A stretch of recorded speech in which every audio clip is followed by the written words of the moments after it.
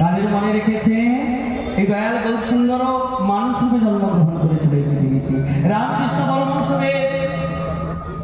আর যার কথা না বললে নয়, তিনি হলেন স্বামী বিবেকানন্দ। আমার এই হিন্দু সনাতন ধর্মকে আমেরিকার চিকাগো শহরে শ্রেষ্ঠত্বের জায়গায় পৌঁছে দিয়ে এসেছিল সেই স্বামী বিবেকানন্দ। এই ভারতবর্ষের হিন্দু সনাতন ধর্মের মানুষকে কেউ চিনত না, এই জগতে কেউ জানত না। একমাত্র এই ভারতবর্ষে হিন্দু সনাতন ধর্ম বেশি রয়েছে। তোমার রামকৃষ্ণদেব ছিলেন ওনার পণ্ডিত।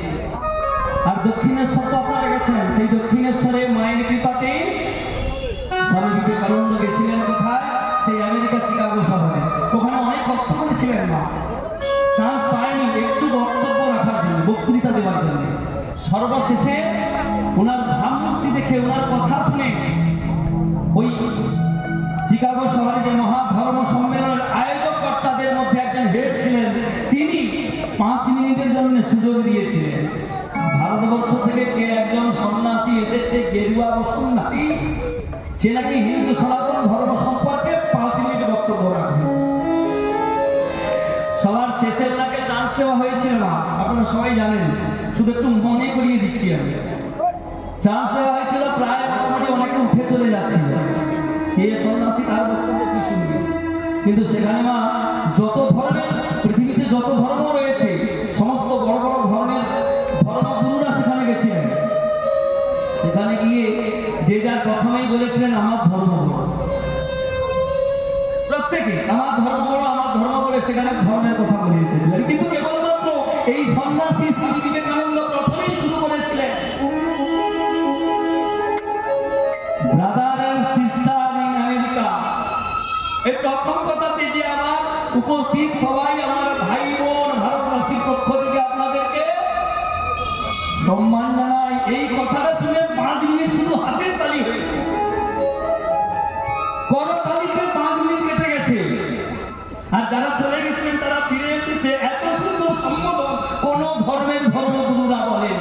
কেবলমাত্র ভারতবর্ষ থেকে যে এসেছেন সেই গেরুয়া বসনধারী স্বামী বিবেকানন্দ, পরের দিনে তাকে 2 ঘন্টা বক্তব্য রাখতে দেওয়া হয়েছিল। সেখানে তিনি ছোট ছোট গল্পগুলো বলেছিলেন। আমরা এই জগতে যারা বলি আমার ধর্ম বড়, আমার ধর্ম বড়, আমার ধর্ম বড় বলেই যাই, কিন্তু তিনি ছোট গল্পের মাধ্যমে বুঝিয়ে দিয়েছিলেন। কোন গল্প আপনারা সবাই জানেন? কুঁয়োর ম্যানের গল্প। আমি আমার ধর্ম সম্পর্কে জানি, আমি কুঁয়োর ম্যান। আমি কি কোনোদিন সমুদ্র দেখেছি? যে কুঁয়োর ম্যান কুঁয়োতে থাকে সে জানে কুঁয়োটাই হচ্ছে সবচেয়ে বড় জলাশয়, কিন্তু সে তো বেরিয়ে কখনো সমুদ্র দেখেনি বা, তাই সে সমুদ্র সম্পর্কে বুঝতে পারে না। আমার হিন্দু সনাতন ধর্ম সমুদ্রের মতো, এদের মধ্যে ভক্তি আছে, ভাব আছে, ভালোবাসা আছে, প্রেম আছে, ধৈর্য আছে, সাহস আছে, ত্যাগ আছে, কত কি রয়েছে। যার জন্য আমার এই ভারতবর্ষ মহাপুণ্যভূমি। যুগে যুগে ভগবান শ্রীকৃষ্ণ থেকে শুরু করে সমস্ত ভগবান এই ধরাধরা অবতীর্ণ হয়েছে। আমরা সেই ভারতবর্ষের পুণ্যভূমি জন্মগ্রহণ করেছি না। একবার সবাই মিলে বলুন শিবনী তাই গৌর প্রেমানন্দে হরি বল। একবার কৃষ্ণ বল হরি বল।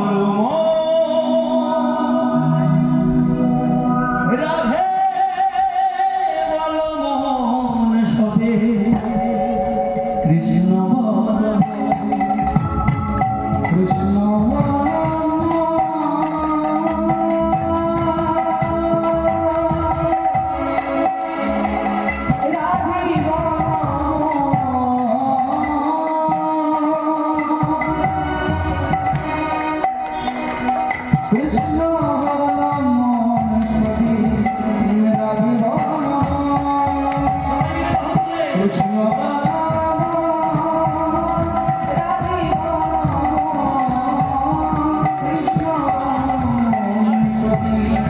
রাধে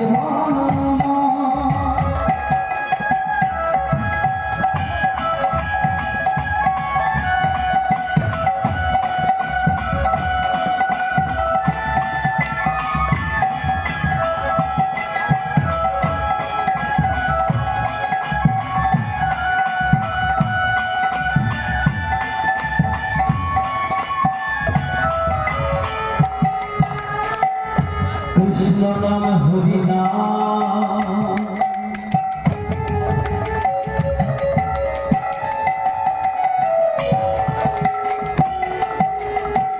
বড়ই মধুর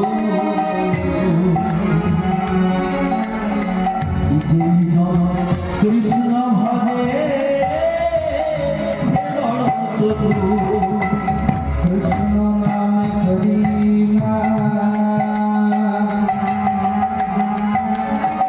কৃষ্ণ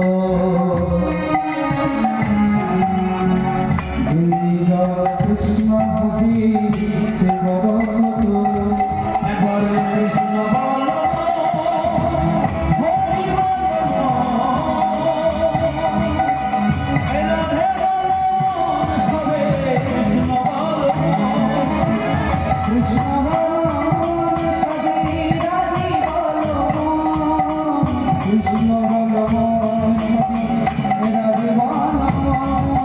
কৃষ্ণ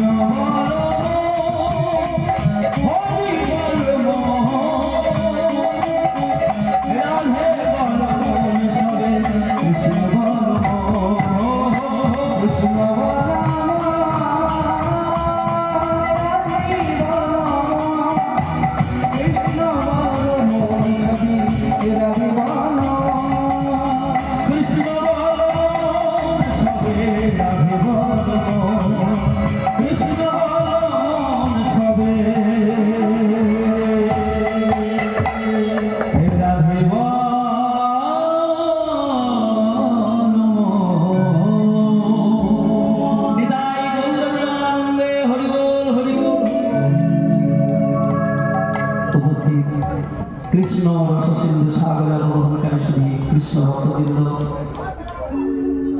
কোন একটা বিষয় নিয়ে যায় মানে কোন লীলা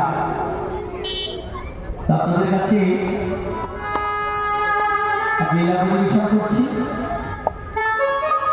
বৃন্দাবন লীলা আপনারা বৃন্দাবন গেছেন কতজন গেছেন একবার আপনি বাহ অনেকেই গেছে আমার মাইকের কোটি কোটি জন্মভক্ত আমার ভারতবর্ষের পূর্ণভূমিতে যুগে যুগে ভগবান অবতীর্ণ হয়েছেন তো সেখানে দেখবেন আমরা তমলুক গেলে তমলুক কলকাতা যদি ডাক্তার দেখাতে যাই অনেক টাকা খরচ হয় পেটের ছবি করো মাথার ছবি করো আল্ট্রাসোনোগ্রাফি করো রক্ত টেস্ট করো কত রকম বলি একবার ওখান থেকে ঘুরে গেলে দেখবে 4-5 হাজার টাকা খরচ হয়ে যায় 4-5 হাজার টাকা 6-7 হাজার টাকা খরচ করে একবার উত্তরপ্রদেশে বৃন্দাবন ঘুরে আসে আমার ভগবান কৃষ্ণচন্দ্র ওখানে এসেছিলেন আজকে গেলেও আপনারা দেখতে পাবেন যে ভগবানের রাস্তাতে সবাই বসে রয়েছে অযোধ্যায় ঘুরে আসবেন রামচন্দ্রের হ্যাঁ রামচন্দ্রের জন্মভূমি লীলা পুরুষোত্তম সেই রামচন্দ্রের জন্মভূমি আপনারা ঘুরে আসবেন এই জগতে আপনারা যারা দুঃখে আছেন কষ্টে আছেন তাদের জন্য বলি আমাদের দুঃখ কি বলুন তো কষ্ট কি প্রভু শ্রী রামচন্দ্রের মতো দুঃখ কিন্তু আমরা পাইনি এমন কষ্ট কিন্তু আমরা পাইনি একটা উদাহরণ দিই আমাদের টাকা পয়সা কম সংসারে একটু দুঃখ আছে এই সমস্ত